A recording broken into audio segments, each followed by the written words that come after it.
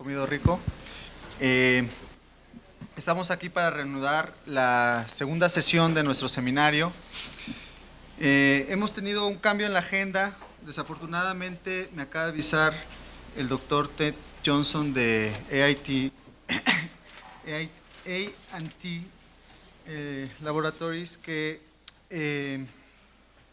no va a poder dar su plática. Resulta que su trabajo ha despertado mucho interés en los altos directivos de esta empresa y le han pedido que cada vez que dé una plática, pues se la autoricen, ¿no? Y bueno, parece que la autorización no ha llegado aún, por eso me avisó a última hora que no iba a poder darnos su plática. Y bueno, me pidió que externara sus disculpas, ¿no? Bueno, estamos aquí en este seminario que fuimos muy afortunados por INEGI de que se nos encomendara, ¿no? Y bueno, y por supuesto, yo en lo personal agradezco mucho toda la disposición de las autoridades de Infotec, todo el apoyo que nos dieron para la organización de este evento. Creo que es un tema estratégico y que además es un tema de una gran actualidad. Hace poco tuve la oportunidad de estar con el doctor Fabián García Nocetti en un evento en San Diego, y uno de los comentaristas decía que Big Data es un tema que es como el sexo entre los adolescentes, ¿no? Que todo el mundo habla de él, todo el mundo dice que ya lo hizo, pero nadie lo ha hecho, ¿no? Y bueno, es que estamos precisamente en esta ola, ¿no? que se nos viene, que las grandes empresas como Google, como Amazon, han ido promoviendo y han ido instaurando como un nuevo orden en el escenario de las tecnologías y de nuestras vidas diarias, ¿no? Eso es lo sorprendente. Hay muchas veces que los avances tecnológicos no nos afectan en el día a día. En este caso, yo creo que este es de las tecnologías disruptivas que nos están cada vez más afectando sin que nos demos cuenta. Bueno, pasando ya al programa,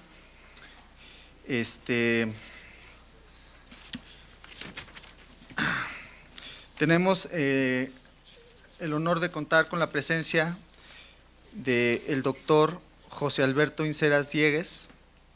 El doctor José Alberto Insera estudió Ingeniería en Electrónica con especialidad en Sistemas Digitales en la Universidad Autónoma Metropolitana Azcapotzalco.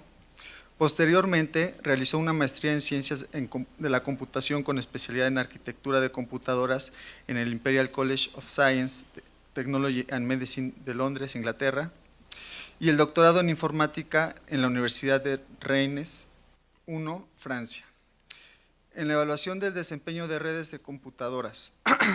Actualmente es director de la maestría en Tecnologías de la Información y Administración por el ITAM.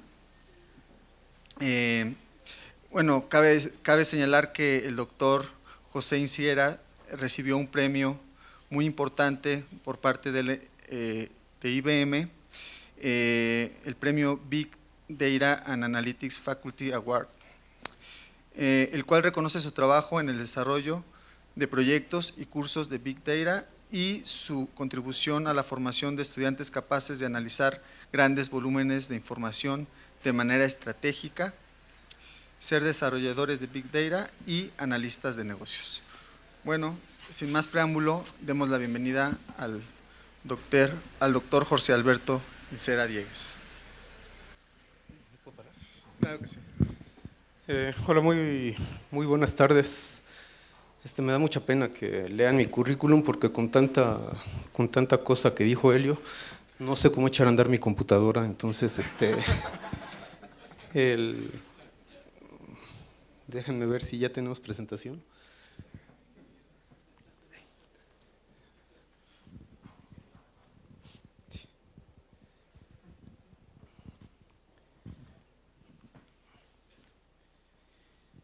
Y bueno, muchas muchas gracias al INEGI, muchas gracias a Infotec, y muchas felicidades por hacer un evento de este calibre.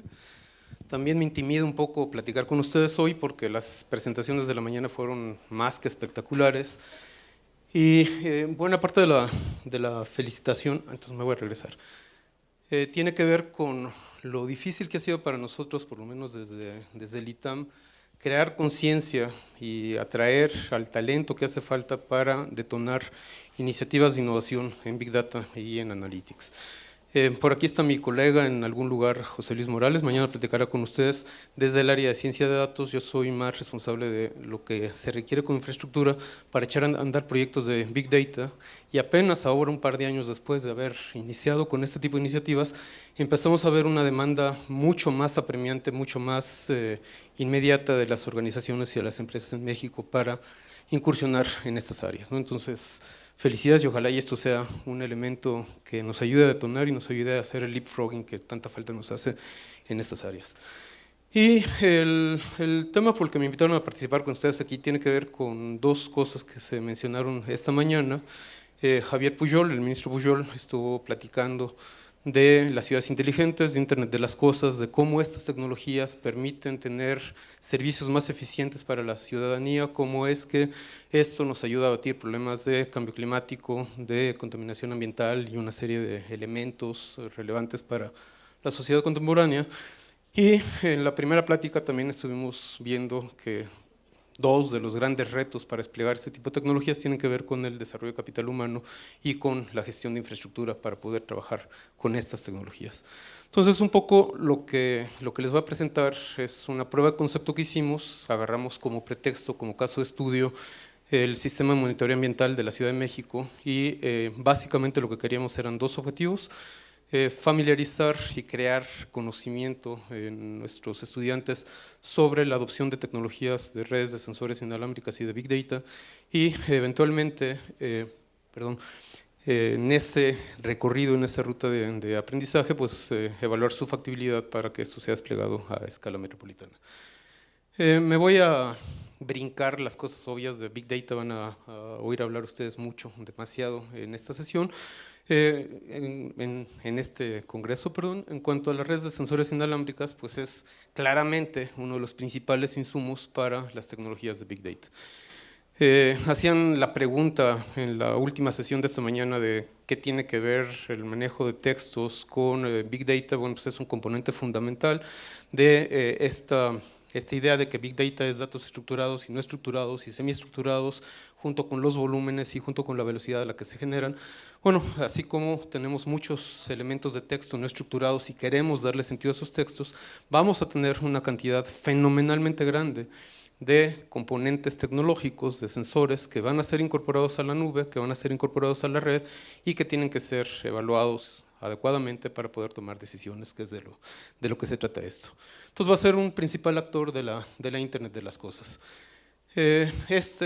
Son cosas trilladas, son cosas viejas, pero hoy estamos encontrando ya sensores en todos lados para monitoreo ambiental, que es el quehacer de esta prueba de concepto, para monitoreo industrial, para diferentes tipos de servicios, sin agregar aquí videocámaras, tarjetas RFID y todas las demás componentes de Big Data y del Internet de las cosas. Pero solamente para que nos demos una idea de lo que estamos hablando, pues estas son las expectativas que acaba de sacar Cisco en su último estudio, el Visual Networking Index. Aquí está, bueno, en el azul están el número de humanos que tenemos en el mundo, en el rojo, que aquí se ve medio rosa, el número de personas conectadas, y en el verde el número de dispositivos conectados a la Internet, ¿no? Y esos dispositivos generan datos y esos dispositivos tienen que ser integrados y tienen que ser procesados en las tecnologías que típicamente utilizamos para estar sacando sentido de la información que van a generar. Entonces pasamos de lo que hoy se llama el Homo Connectus al ¿qué Connexus?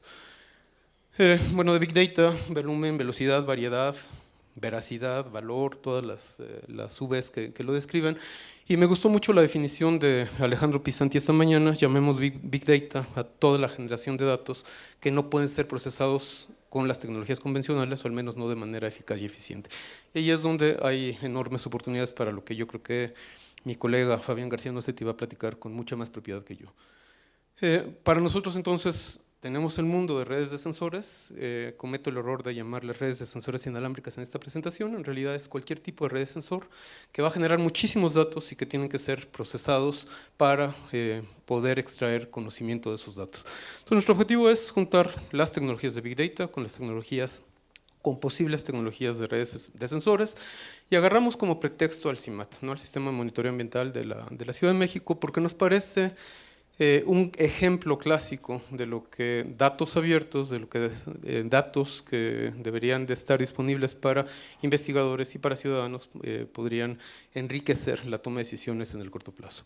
El CIMAT está conformado por 4 subsistemas. RAMA, la Red Automática de Monitoreo Ambiental, es en donde estamos nosotros enfocando el estudio.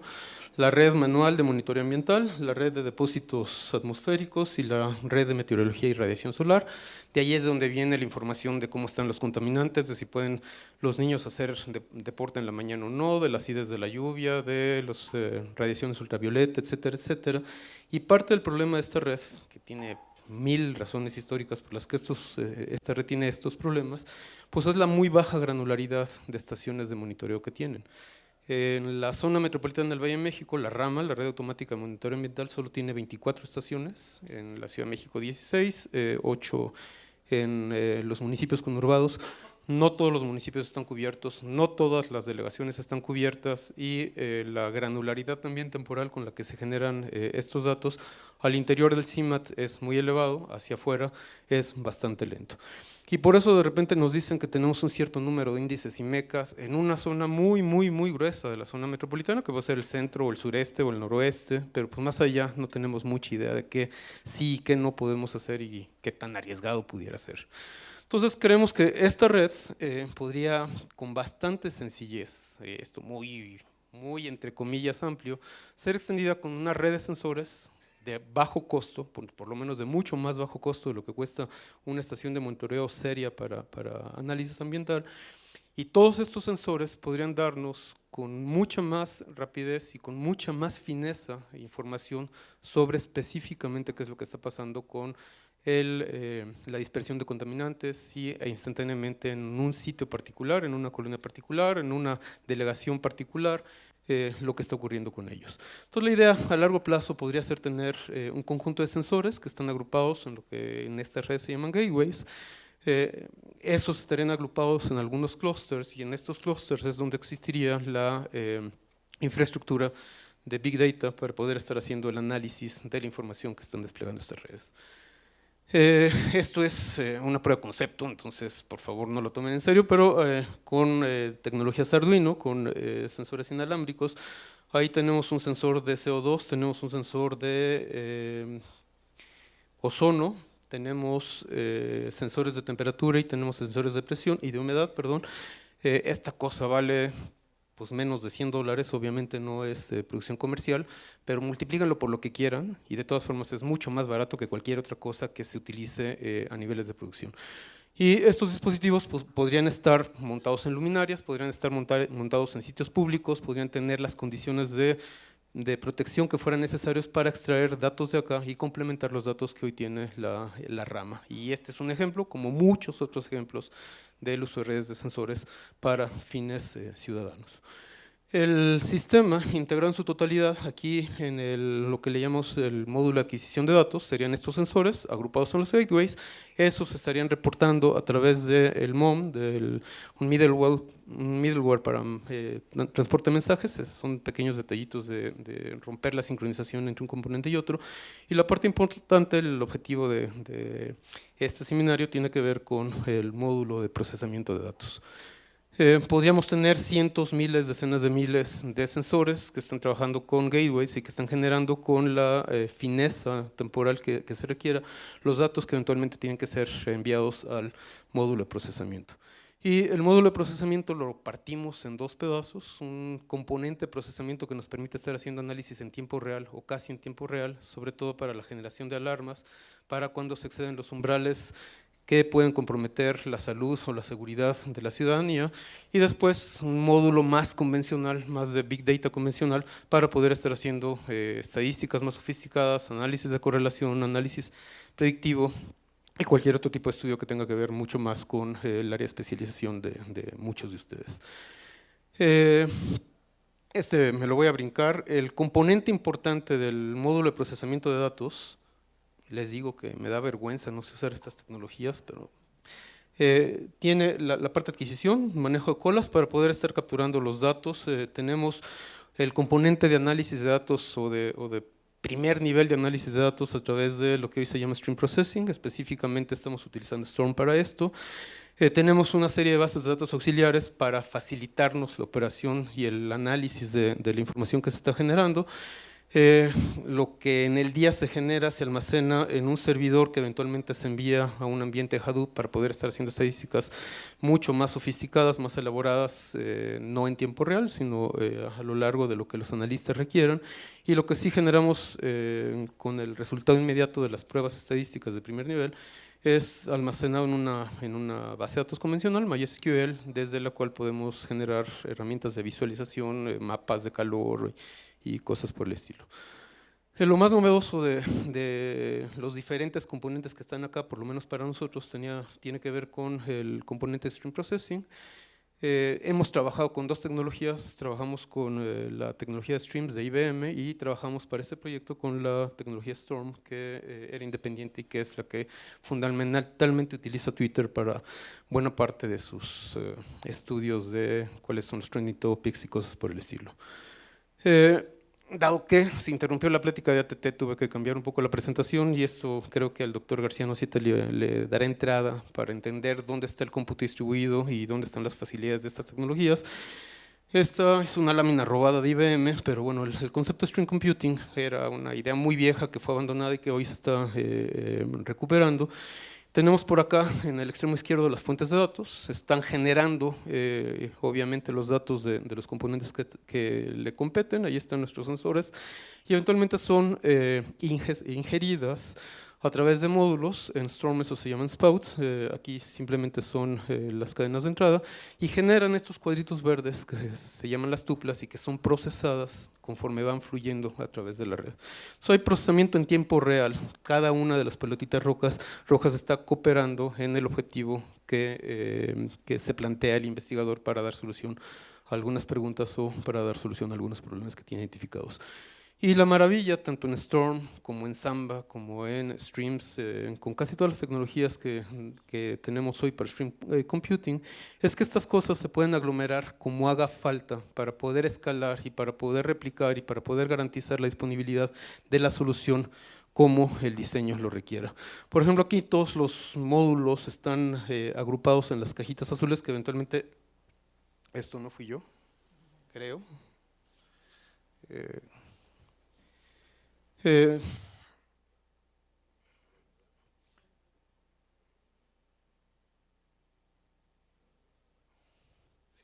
Entonces, estas cajas pueden representar un servidor de procesamiento para no cargar al cómputo, pueden tener replicación para garantizar disponibilidad, pueden tener cualquier elemento de modularidad que cumpla con los objetivos que el proyecto en cuestión está teniendo que satisfacer.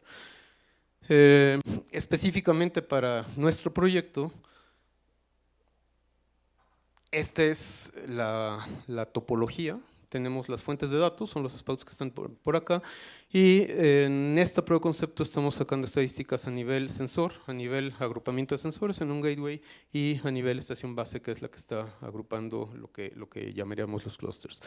Son estadísticas muy sencillas las que hace nuestra red de Stream Processing y tenemos estadísticas un poco más sofisticadas cuando almacenamos esto hacia el Hadoop y el modelo de MapReduce que está atrás de todo esto. Entonces, aquí un punto importante porque también se habían hecho algunas preguntas de ¿y cómo le hago para entrar al mundo de Big Data y el manejo de este tipo de herramientas?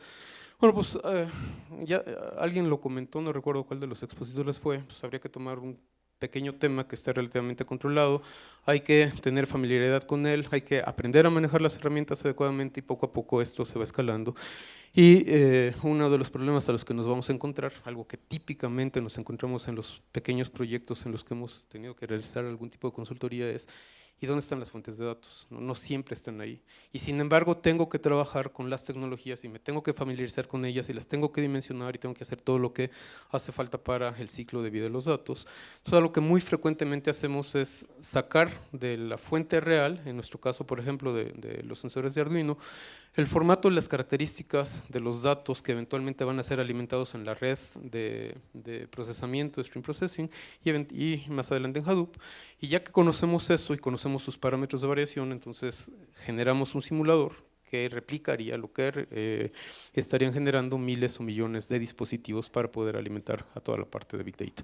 Y esencialmente eso es lo que hicimos acá. En la primera tabla ustedes van a ver cuál es el volumen de tráfico que generaría un pequeño sensor que está solamente entregando 4 parámetros, y si esto lo manejamos con una granularidad de 2.5 minutos de mediciones, entonces tendríamos para el escenario de prueba, que eran solamente 82 subestaciones, una red muy pequeñita en realidad, tendríamos 576 muestras por día, pero eso ya nos empezaría a dar 365 gigabytes de datos por año, ¿no? Y si lo hacemos a una escala real, donde estamos trabajando con miles de sensores, pues esto crece inmediatamente a los petabytes de los que tanto nos hablaron en la mañana. Para alimentar con nuestro simulador a la parte de Big Data, lo que tenemos es estadísticas de cómo más o menos históricamente se han dispersado los contaminantes, comportado los contaminantes de acuerdo a lo que el CIMAD nos está indicando. Eso simplemente lo metemos como funciones de distribución para los generadores de números aleatorios, y esos empiezan entonces a inyectar las lecturas, los registros que equivaldrían a los sensores de nuestra red. Estos, bueno, eventualmente los metemos. Estuvimos trabajando con un banco amplio de experimentos. Mucho, les repito, nuestro objetivo era garantizar la factibilidad técnica del proyecto, mucho era aprender y entrenar al capital humano que pudiera estar trabajando con estas cosas. Las pruebas en sí mismas, o el resultado de estas pruebas, son bastante irrelevantes, pero sí podemos detectar acá eventos atípicos, sí podemos enviar sistemas de alertas a través de SMS o cosas por el estilo, sí podemos poner mapas de calor que no traje para esta presentación, podemos ver este comportamiento, compararlo con datos históricos, ver si efectivamente hay algún cambio en los parámetros de temperatura, etcétera, etcétera, etcétera. Entonces el área de conocimiento en la que estamos aplicando estas tecnologías, pues esa se la dejamos a los expertos, a los ambientalistas, a los meteorólogos, a los químicos, pero la viabilidad técnica y la relativa facilidad para poder trabajar con estas tecnologías creo que es lo que para nosotros fue lo más valioso. Sobre el proyecto en sí mismo, pues usamos un montón de tecnologías que en su momento eran relativamente nuevas y desconocidas. La curva de aprendizaje fue mucho menor de lo que nos habíamos esperado. El único lugar donde de alguna forma tuvimos un pequeño tropiezo fue en reaprender aspectos de stream processing, entender procesamiento de datos en tiempo real distribuido. Pues es se aleja un poco de lo que generalmente vamos haciendo, pero todas las demás tecnologías, trabajar con MapReduce, trabajar con Hadoop, tener un sistema distribuido, integrar los componentes a través de colas de mensajes, todo eso, quien tiene unas buenas bases de ingeniería en computación, ingeniería de software, lo va a resolver más bien fácil que con mucho esfuerzo. Obviamente, a nivel de producción esto sería bastante más complicado, pero pues ahí sale la nube y los AWS y todas las cosas que hoy están a nuestra disposición para que tampoco sea un grave problema la instalación y la operación de la infraestructura. Y nos quedamos con el alto nivel, que es resolver el problema y diseñar el algoritmo para ello. Lo que no demostramos en este experimento todavía, porque precisamente está habiendo una enorme variedad de alternativas tecnológicas, es la viabilidad económica para un proyecto de estos. Y es muy difícil justificar la viabilidad económica, primero por lo que les digo, porque la infraestructura y la complejidad algorítmica que viene asociada a esa infraestructura tiene que ver con el problema que se quiere resolver. Segundo lugar, porque hay cada vez más ofertas, cada vez más opciones para aprovisionamiento de este tipo de tecnologías.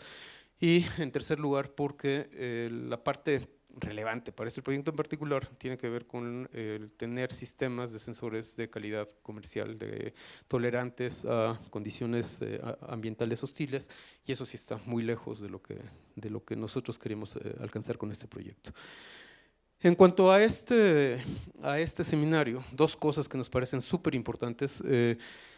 No basta con tener una política de datos abiertos, no basta con tener una disposición que tiene mucho más que ver con un cambio cultural que con un factor tecnológico para poder acceder a los datos. El CIMAT, como muchas otras dependencias, sí ofrecen datos abiertos, pero los ofrecen al final del mes y los ofrecen con muy baja granularidad.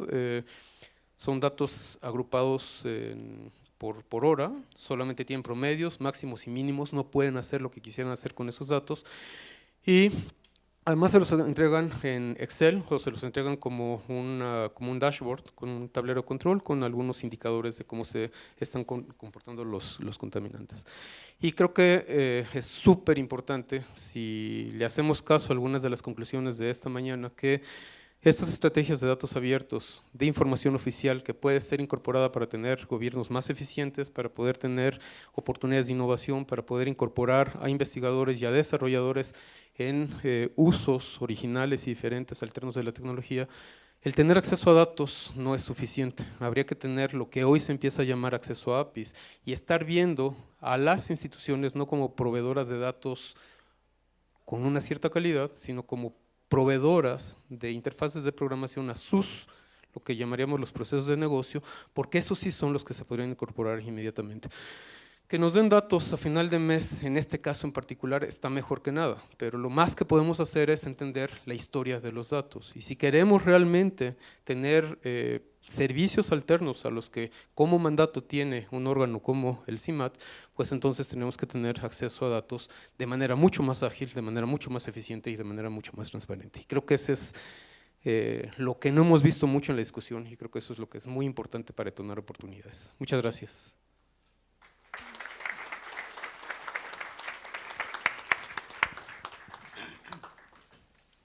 Bueno, agradecemos la presentación del doctor José Alberto Incera. Yo creo que parte de lo que nos iba a hablar Theodore Johnson es precisamente esta vertiente del Big Data, que es el Big Data Streaming, que como ya bien ha mencionado el doctor Incera, tiene retos distintos a lo que normalmente sería analizar los datos, digamos, que ya están ahí, ¿no? y que no se están generando en tiempo real. Para esto, bueno, creo que el punto que al final en las conclusiones toca de las instituciones deben de estar preparadas para tener esta apertura de aportar sus datos con oportunidad, ¿no?